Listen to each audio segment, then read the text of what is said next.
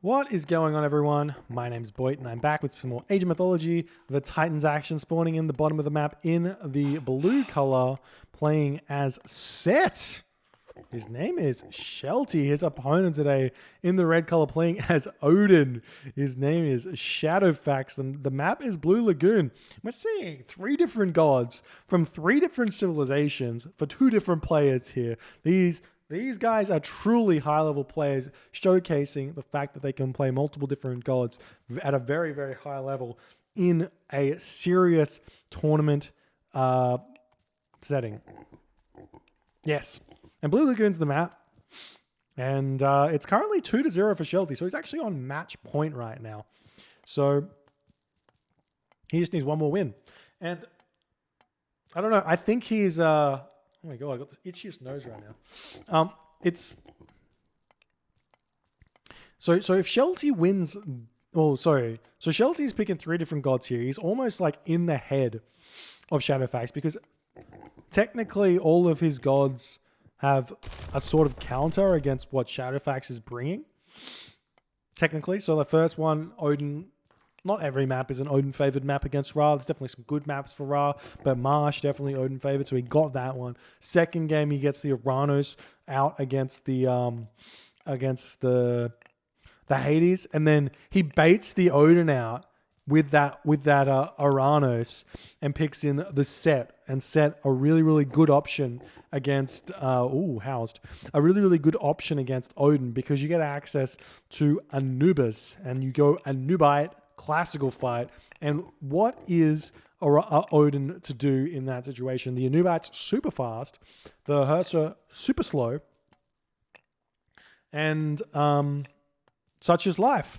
So Shelty in the head of ShadowFaxx right now, and ShadowFaxx is going to have to play out of his mind to get this win here. He does have the Giraffe. I don't think he cast Great Hunt just yet. No, he hasn't cast Great Hunt, and it looks like he hasn't really found anything too special here on the map. And honestly, this map here for ShadowFaxx is probably an instant veto. If he were to do it over, seeing the 2 Giraffes start, not finding much good hunt early. He has got Rhino here, I guess, but it's out in the middle of nowhere against a Set. And I'm pretty sure veto re-rolls the map. So if I was ShadowFaxx and I saw Set, I would have re-rolled for hopefully a better map, maybe like a Mediterranean or a Midgard or maybe a marsh or a watering hole would have been really, really good. But definitely not a Blue Lagoon where all the hunt's forward. And we're going to see... Oh my god. We're going to see Shelty nearly 100% go Anubis here. Surprised to see him not have a monument down just yet. So maybe he goes for a really fast second town center through Qatar, but I don't think that's a wise play here on this map. Maybe he just goes for a Qatar classical fight even, which is maybe a bit better. And now we see him garrisoning villages, going over to gold. Villages. Oh, he gets the surround. Oh, he had the surround, but he gave up on it. What a silly, silly Billy. The Qatar is coming through. So I'm surprised about the Qatar. Obviously no monuments here, so that's the thing. But 8 villages on gold. Pharaoh moves forward, maybe tries to get harass. Shifting sands an enemy unit back in. He's got this elephant that he can help out. If he goes classical fight, that's possible to work in this matchup. You get you can use the shifting sands really uniquely. As opposed to how everyone else uses it to just kill off a couple of units, you can actually use the shifting sands to teleport onto some villages. We still got vision available, so he can also vision this spot here and steal pigs. We see ShadowFaxx not really separating his pigs very well, so he can steal the pigs and then go for ShadowFaxx hunt and then push off all the food possible with really strong early spearmen. There's the vision on the base of ShadowFaxx. Obviously, we may see the shifting sands coming through. Do we see? We don't see Hands of the Pharaoh just yet. Shifting sands comes in. He steals all of the pigs, and that was to be expected. You can't have the pigs like this.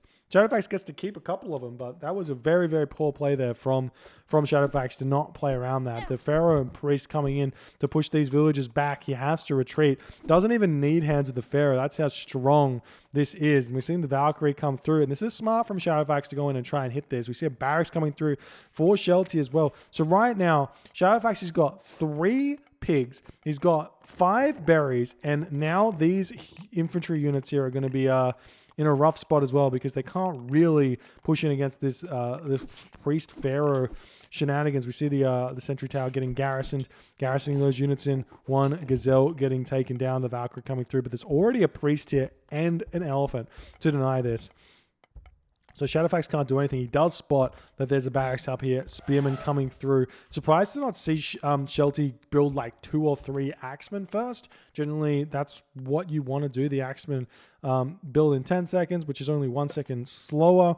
And you get access to these axemen, which can deal with the early infantry that Norse players generally make, and then you go for the spearmen. But we do see actually some throwing axemen coming through for ShadowFaxx. Obviously needs to build those to fight against these spearmen. And at this point, what does ShadowFaxx do? If he probably should be moving back out onto this hunt, to be honest, right now. Maybe coming over here. Do we see... Let's check out what Shelty has seen. So he knows there's elephant here. He knows there's hunt here. He knows there's a baboon up here. It's like he's spotted everything. There's hyena. There's nothing down the bottom. So he's very aware of what's going on. And now we're seeing, for some reason, ShadowFaxx getting a little bit antsy here.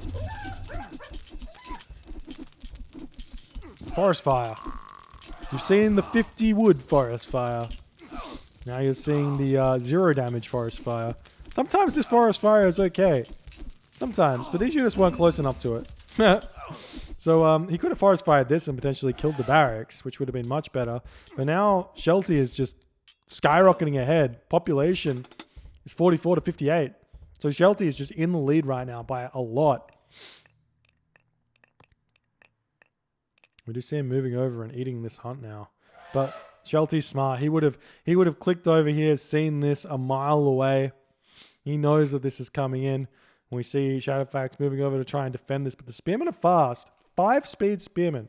They're quick little buggers.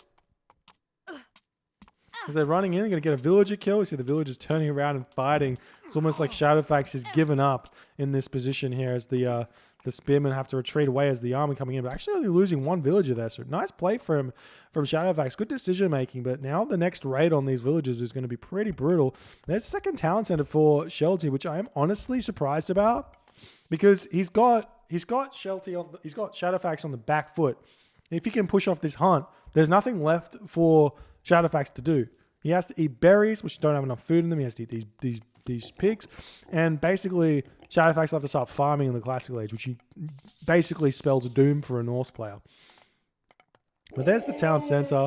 He's going to have elephant to eat. He's going to be building two town centers of villages. Happily doing that. Do we see? We do have husbandry, but no pickaxe for Shelty. ShadowFaxx with the hunting dogs, but nothing else. Random baboon coming in to get eaten, I guess. Do we see some more units getting built? We see medium spearmen. There's an armory going up very, very late. I guess Shelty is trying to go for a timing push in the heroic age because he kind of realizes ShadowFaxx is probably not going to go for the heroic age here because he wants to defend his hunt, which he sort of has to, because if he doesn't build these units, Shelty can just push in and hit the 2 town centers in the classical age. We are seeing more units getting built, though, for Shelty, so I'm a little bit confused about what's going on, but it is what it is. I mean, if Shelty wants to play this smart, he probably should just go Heroic Age here, Scorpion Man. I think he gets there first. Maybe ShadowFaxx gets there first, actually. Maybe that's a bad play. But either way, he's got the town center. He's got the advantages here. He's eating hunt underneath his town center. He's going to be very, very happy. We see some raids coming in with the raiding cavalry. There's no crenellation, so these raiders are not going to be taking any damage. They can just walk through Shelty's base before they start deciding if they want to fight anything anywhere. And we'll see if he gets anything, any damage dealt, but it's not. He's just going to turn away from this. And now Shelty coming over just to defend. pushing forward with these units. He's got quite a few units, but they're not very strong. He's only got the slingers and the spearmen. The priest not going to do all too much. There is a Valkyrie here. These units very much out of position, and ShadowFaxx is going to come back and try and push in on this one. We see the priest trying to snipe down the Valkyrie. They do a lot of damage, and then he's just going to retreat back. Got the raiding cavalry coming through. Imagine forest fire. I just had to say it. Is that a drinking game thing? Don't know.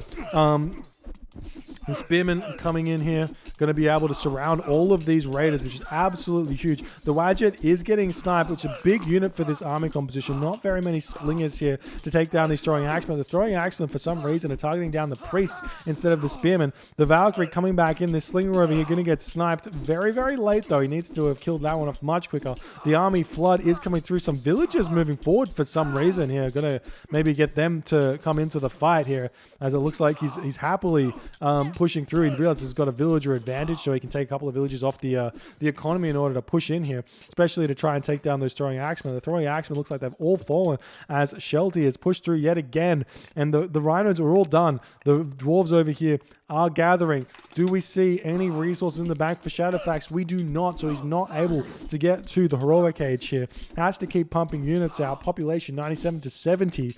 The Valkyrie's still doing a lot of work here as the priests were sniped. We've got some poor rally point from ShadowFaxx. Unfortunately, these throwing axemen going to be going down. Villagers moving forward, and ShadowFaxx taps out in the 10th minute of this game. GG, well played by Shelty. Really showing that like Set is a strong god. I mean, people are talking about how good Odin is in this patch, and they forget that that Set, he was a good god in 3.0 for a reason, and that reason was there was this abuse that you could do with shifting sands. But honestly, you can do that abuse without shifting sands, which has been shown here. He's taken the pigs that pushed off. That meant that ShadowFaxx had no food to push back to. He pushes forward on this hump with his priest and his pharaoh. That priest is a nerfed priest, and he still can push off that hunt against these Norse players. And then after that, I mean, maybe ShadowFaxx should have risked it for the biscuit over here instead of building units. Should have just tried to get it, because when he saw the talent center going up, he should realize that army isn't coming, and then you can maybe grab as much hunt as you can and then come back home and get to the heroic age. Maybe that could have worked for ShadowFaxx, but honestly, I think this was just really well played by Shelty, and he takes the game, he takes the series. It's a fast series. GG, well played. If you guys enjoyed this game, please consider hitting the follow button on the Twitch. If you're on the YouTubes, hit that subscribe button, and I'll see you guys in the next game.